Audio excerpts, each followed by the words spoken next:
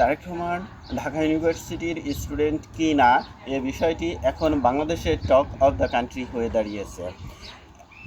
এবং যখন আসিফ নজরুল, যিনি ঢাকা ইউনিভার্সিটির আইন বিভাগের টিচার, এবং তিনি যখন বলেছেন যে আমার বিভাগের উপর ক্লাসের ছাত্র হিসাবে আমি জানতাম যে তারেক রহমান এই ডিপার্টমেন্টের একজন স্টুডেন্ট ছিল, অর্থাৎ এখন যে ডিপার্টমেন্টে আসিফ নজরুল স্যার টিচার, সেই ডিপার্টমেন্টেরই তারেক রহমান একজন স্টুডেন্ট।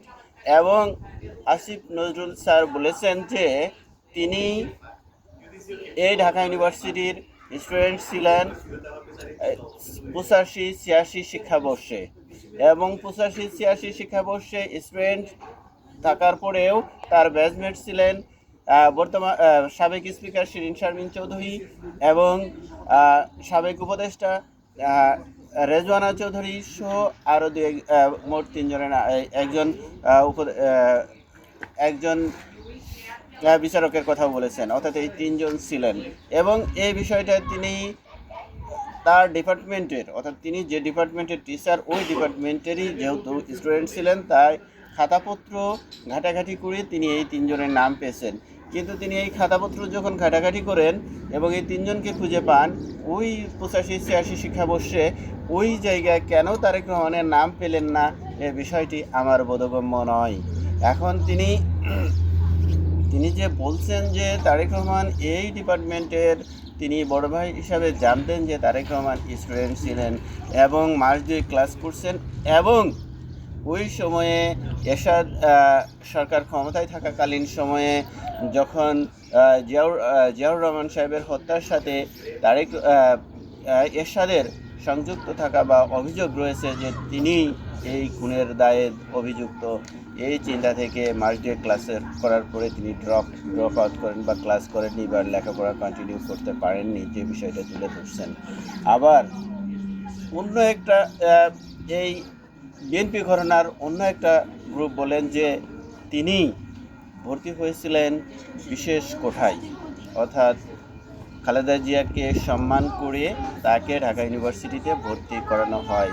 তাই যদি বিশেষ সম্মানার্থে যদি তারেক রহমানকে ঢাকা ইউনিভার্সিটিতে ভর্তি করানো সত্যি হয়ে থাকে, তাহলে কোন অভিযোগে তিনি আর লেখাপড়া কন্টিনিউ করতে পারলেন না? ভর্তি হওয়া এবং কন্টিনিউ করা একই টাইমে তো সেই এরশাদ সরকারি ক্ষমতায় ছিলেন, এবং এরশাদের হয়েই যদি তিনি লেখাপড়া না করতে পারেন, তাহলে কোন যুক্তিতে তিনি ওই ইউনিভার্সিটিতে ওই সময় ভর্তি হন?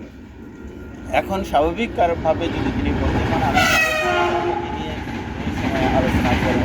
ঢাকা ইউনিভার্সিটি হচ্ছে বাংলাদেশের অক্সফোর্ড খ্যাত, অর্থাৎ প্রাচ্যের অক্সফোর্ড খ্যাত বাংলাদেশের সবচেয়ে বড় ইউনিভার্সিটি হলো ঢাকা ইউনিভার্সিটি, এবং বাংলাদেশের সমস্ত স্টুডেন্টের একমাত্র লক্ষ্য থাকে, বাংলাদেশের সমস্ত স্টুডেন্টের মেইন লক্ষ্য থাকে ঢাকা ইউনিভার্সিটিতে ভর্তি হওয়া। এবং আর্টসের স্টুডেন্টদের জন্য এই ঢাকা ইউনিভার্সিটির আইন বিভাগে ভর্তি হওয়া হলো সবচাইতে প্রিয় সাবজেক্ট, এবং প্রত্যেকে এই সাবজেক্টেই ভর্তি হতে চায়। প্রথম চয়েস থাকে আইন বিভাগ, সেকেন্ড চয়েস থাকে ইংলিশ। সুতরাং এই ল ডিপার্টমেন্টটি যদি মেইন বা ফার্স্ট চয়েস থাকে সারা বাংলাদেশের সমস্ত স্টুডেন্টের আর্টসের জন্য, তাহলে যদি ওই ডিপার্টমেন্টে 100 সিট থাকে, তাহলে সারা বাংলাদেশের সেরা 100 স্টুডেন্টের মধ্যে একজন হতে হবে। এখন সেরা স্টুডেন্টের একজন হতে হলে তাহলে তাকে ন্যূনতম দুটো ফার্স্ট ক্লাস হলে হবে না, একটা ফার্স্ট ক্লাসের সাথে অন্তত একটা স্টান থাকতে হবে।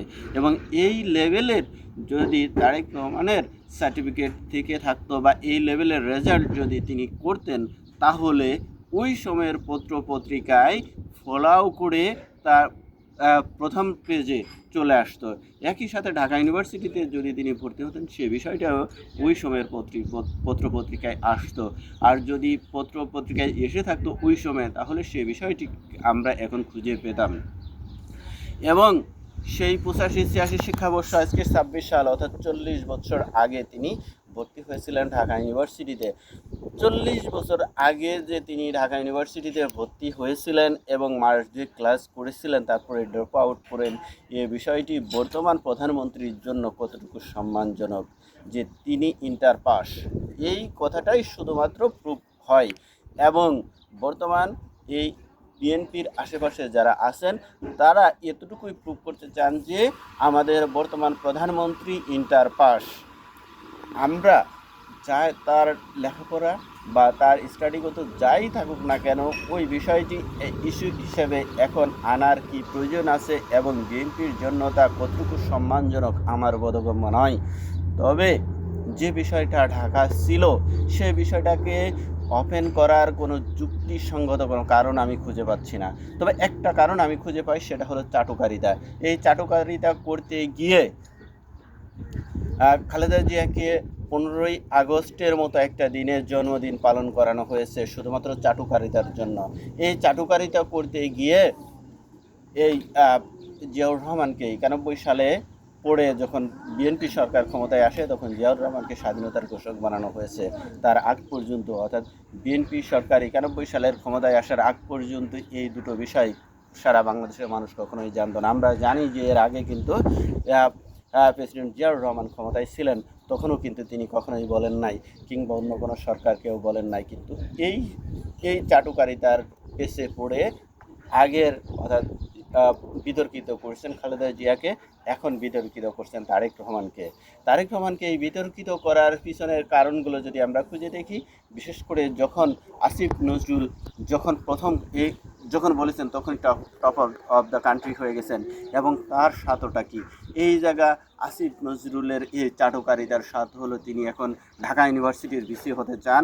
এবং আমরা প্রিভিয়াস সরকারকে দেখেছি যে এই এখন ভিসি হলে ফিউচারে তার জন্য বাংলাদেশের প্রেসিডেন্ট হওয়ার একটা রাস্তা ওপেন হয়ে যায়। এই জন্যই, অর্থাৎ তার সাথে আসিফ নজরুল তার নিজের সাথে এই চাটুকারিতা করতে গিয়ে বিএনপিকে উল্টা ক্ষতি করছেন, তারেক রহমানকে ক্ষতি করছেন। কেননা তার স্টাডিগত, তার শিক্ষাগত যোগ্যতা কতটুকু আছে কতটুকু নাই, তার কি লেভেল আছে বাংলাদেশের সমস্ত মানুষ জানে। যে বিষয়টাকে ঢাকা আছে সে বিষয়টাকে ওপেন করার কোনো কারণ নাই, কোনো যুক্তিসঙ্গত কারণ আমি এখন পর্যন্ত খুঁজে পাইনি, শুধুমাত্র এই চাটুকারিতা ছাড়া। এখন আজকে যে চাটুকারিতা হচ্ছে, এই চাটুকারিতার জন্যই আমাদের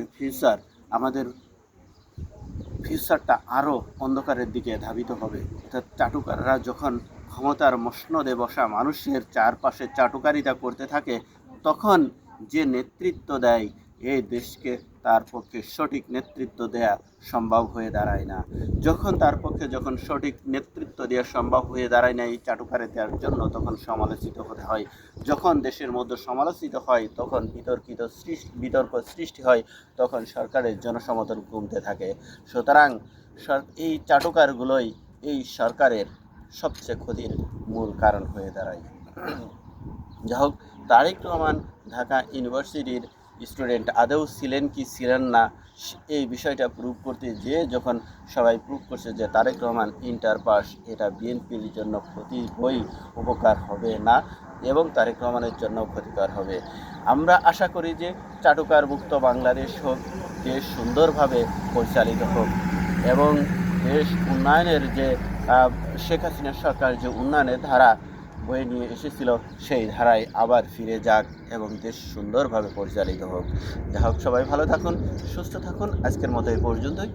অন্য এক সময় অন্য একটা বিষয় নিয়ে কথা বলবো। আল্লাহ হাফেজ।